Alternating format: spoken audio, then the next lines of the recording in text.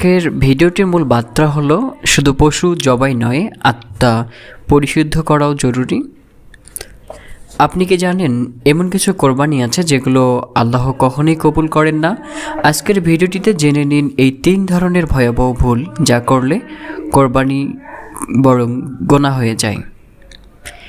একে থাকতেছে লোক দেখানো কোরবানি। রিয়া বা লোক দেখানো ইবাদত আল্লাহর কাছে গ্রহণযোগ্য নয়।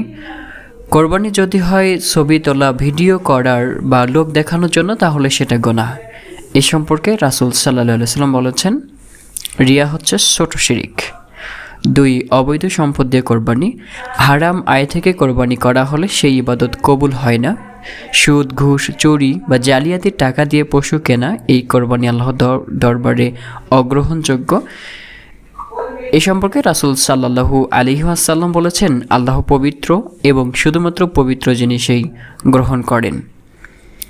3 নম্বর হলো কোরবানির সময় গরিবদের হক আদায় না করা। কোরবানির অন্যতম উদ্দেশ্য গরিবদের খাওয়ানো। কেউ যদি সব মাংস আত্মীয় ও নিজেদের মাঝে ভাগ করে নেয়, গরিবদের না দেয়, তবে সেটা কোরবানির চেতনার বিরুদ্ধে।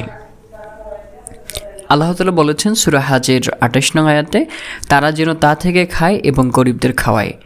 কোরবানি শুধু পশু জবাই নয়, এটা এক আত্মা জবাই, অহংকার, কৃপণতা এবং রিয়ার বিরুদ্ধে। এই দিনে যেন আমাদের কোরবানি হয় কবুলযোগ্য, তাকওয়াপূর্ণ ও পবিত্র।